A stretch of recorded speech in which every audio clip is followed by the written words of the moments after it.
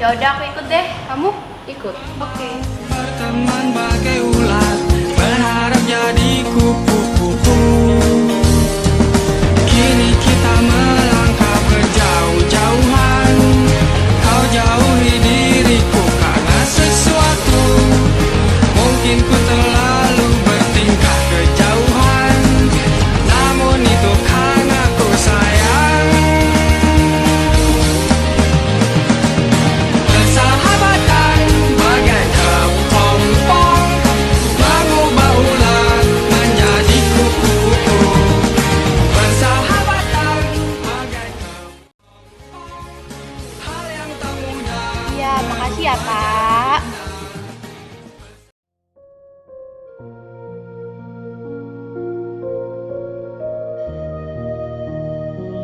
Sungguh, kemerdekaan ini adalah hasil perjuangan para pahlawan.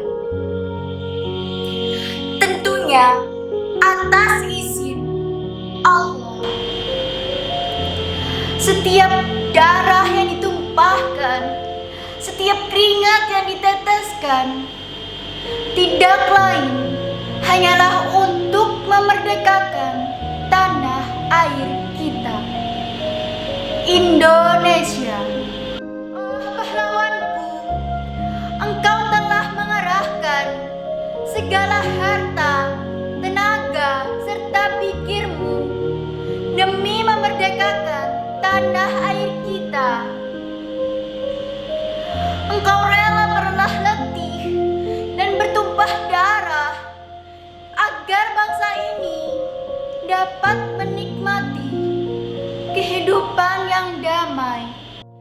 Tetapi jangan salah, sesungguhnya perjuangan ini tidak berakhir sampai di sini.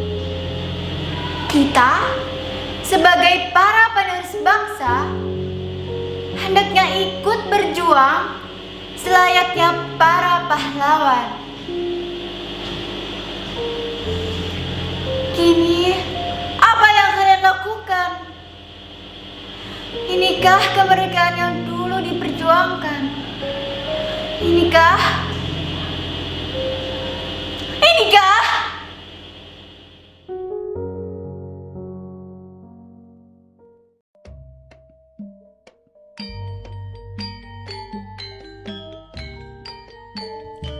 Jepara, 21 April 1879. Lahirlah seorang bayi perempuan bernama Raden Ajeng Kartini dari pasangan Raden Mas Adipati Aryo Sosroningrat dan M.A. Ngasirah. Raden Mas Adipati Aryo Sosroningrat merupakan Bupati Jepara, sementara ibunya M.A. Ngasirah merupakan anak dari guru agama di Telukaur, Jepara. Sehingga bisa dikatakan Kartini berasal dari kalangan priai.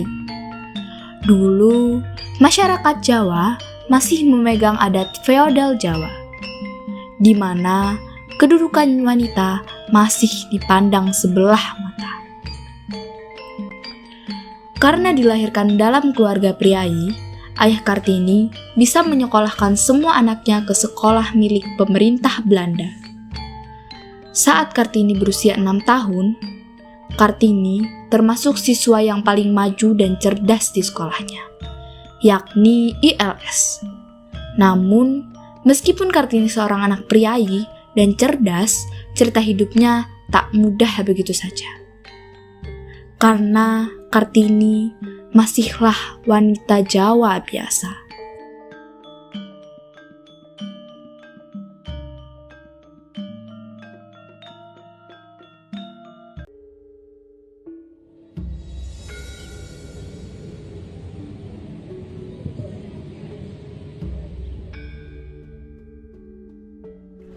Kartini, kemari sebentar, Bu. Oh, iya Bu.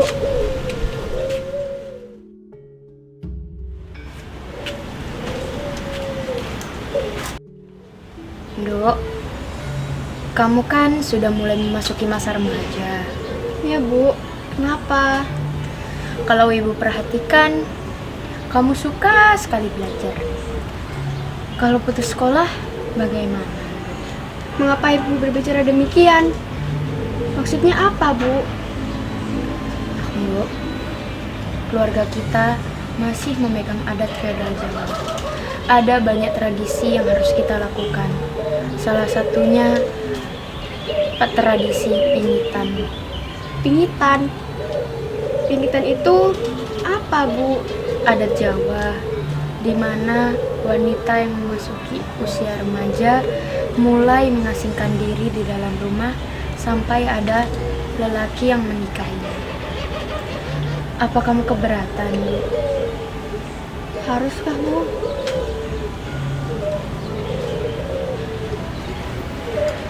Kartini tidak keberatan, Bu. Kartini ingin patuh dan tidak mengecewakan ibu. Terima kasih ya, Bu. Ibu sangat sayang dan bangga sama Kartini.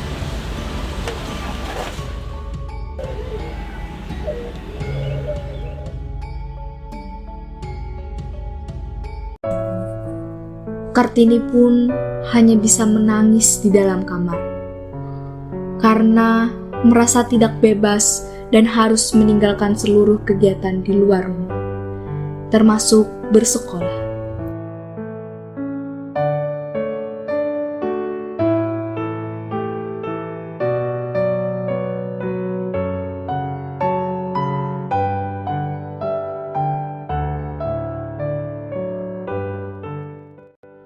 ولا تهنوا ولا تحزنوا وأنتم الأعلون إن كنتم مؤمنين. Dan janganlah kamu merasa lemah dan jangan pula bersedih hati, sebab kamu paling tinggi derajatnya jika kamu orang yang beriman. Tak lama kemudian, pandangan Kartini tertuju pada rak yang penuh dengan buku-buku tebal berbahasa Belanda yang diberikan kakaknya untuk Kartini. Kartini pun mulai mengambil salah satu buku di rak dan mulai membacanya di meja belajar. Dari membaca buku-buku itu, muncullah benih-benih keinginan untuk memajukan wanita Indonesia.